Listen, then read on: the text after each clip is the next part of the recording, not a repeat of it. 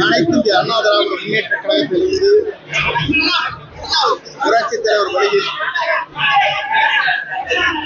வெற்றி பயணத்தை முறை ஆட்சி கட்டிலே அமர்ந்தார்கள். அவர் என்னை அடையாளம் காட்டினார். அதற்கு பிறகு புரட்சித் தலைவர் அம்மா அவர்கள் கட்சி இருபூர்வமாக இருந்த நேரத்தில் அவரோடு உறுதுணையாக இருந்து பணிகளை ஆற்றுவேன். இன்றைக்கு மக்கள் சக்தியாக இருக்கிற தமிழக வெற்றி கழகத்தின் தலைவர், நாளைய தமிழகத்தின் முதலமைச்சர்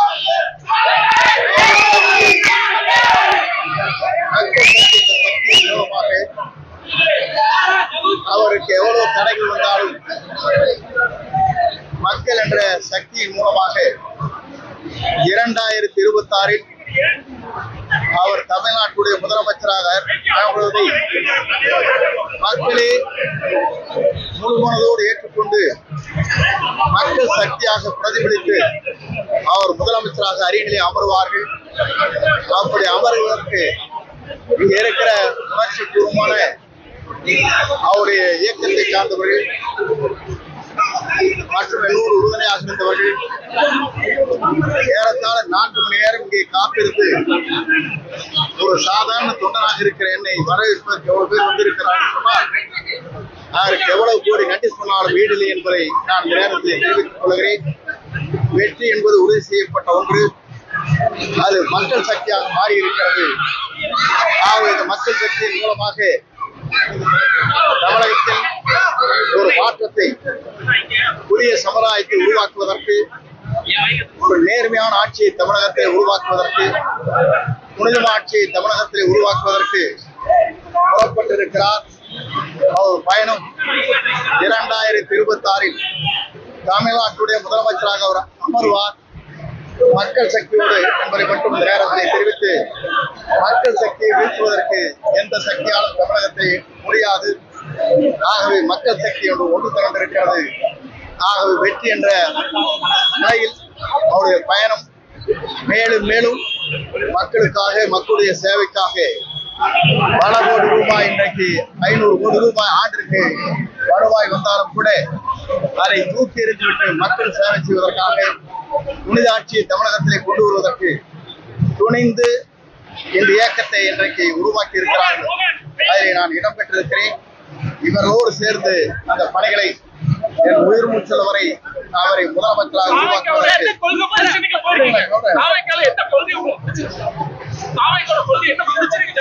புதிதாக இதைத்தான் அன்றைக்கு கேட்டார்கள்.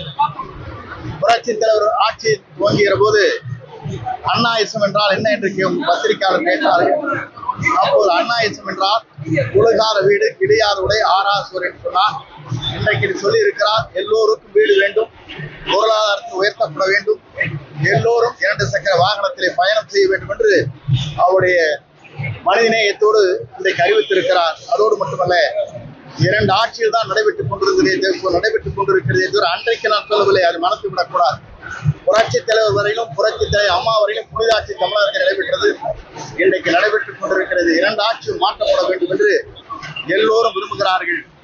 புதிய அங்கே பயணத்தை மேற்கொண்டிருக்கிற அவர் வெற்றி என்பது மக்கள் சக்தியால் தமிழகத்திலே மிக விரைவிலே உருவாகும். அதை எந்த சக்தியாலும் முறியடிக்க முடியாது என்பதை மட்டும் நான் இந்த நேரத்தை தெரிவித்து,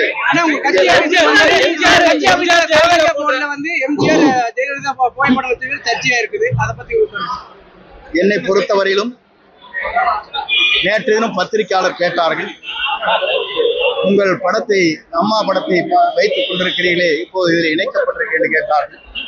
நான் அப்போது இடத்துல சொன்னேன், இங்கே ஜனநாயகம் இருக்கிறது, யார் படத்தை வேண்டுமானாலும் வைத்துக் கொள்ளலாம் என்பதை அவரிடத்தை தெளிவாக சொன்னேன். அது மட்டுமல்ல, இன்று அவருடைய வாகனம் செல்கிற போது ஒரு புறத்திலே புரட்சி தலைவர், ஒரு புறத்திலே அண்ணா படமும் இருக்கிறது என்பதை நீங்கள் மறந்துவிடக்கூடாது. திராவிட இயக்கத்தை மீண்டும் தமிழகத்திலே உருவாக்குவதற்கு முதல் தலைமுறையிலே எங்களை போன்றவர்கள் புரட்சி தலைவருடைய வழியில் என்று நாங்கள் பணியாற்றினோம். அதற்கு பிறகு புரட்சி தலைவர் அம்மா வழியில் என்று பணியாற்றி இருக்கிறோம். 3வது தலைமுறையாக இவரை ஆட்சி கட்டளை அமர்வதற்கு எல்லோருடைய உறுதுணையோடு, மக்கள் சக்தியோடு எங்கள் பணிகள் அமையும். அதிமுக நடத்துறாரு. ஏன்னா செங்கோட்டையனுக்கு பின்னாடி அதிமுகவினர் இல்ல அப்படின்ற ஒரு கூட்டத்தை காவலிக்கிறதுக்காக பெரும்பாலான கூட்டத்தை மக்களை கூட்டுறதுக்காக திட்டம் போட்டிருக்காங்க. அதை எப்படி பாக்குறீங்க? ஈரோட்ல என்னை பொறுத்தவரையிலும் ஒன்றே தான் சொல்ல விரும்புகிறேன். 9 முறை சட்டமன்ற உறுப்பினராக இருக்கிறேன். எனக்கு பின்னாலே மக்கள் என்று சொல்வது அவர் சொல்லலாமே தவிர மக்கள் அதை பார்த்துக் கொள்வார்கள். 3 முறை வாக்கே கேட்காமல் என்னை வெற்றி பெற்ற மக்கள் அங்கே இருக்கிறார்கள். யார் வேண்டுமானாலும் எதை வேண்டுமானாலும் சொல்லலாம். ஏனென்று சொன்னால் ஒன்றே நான் சொல்லுகிறேன். நான் என்று ஒருவர் நினைத்தால் ஆண்டவன் தான் என்று காட்டி விடுவான். வணக்கம்.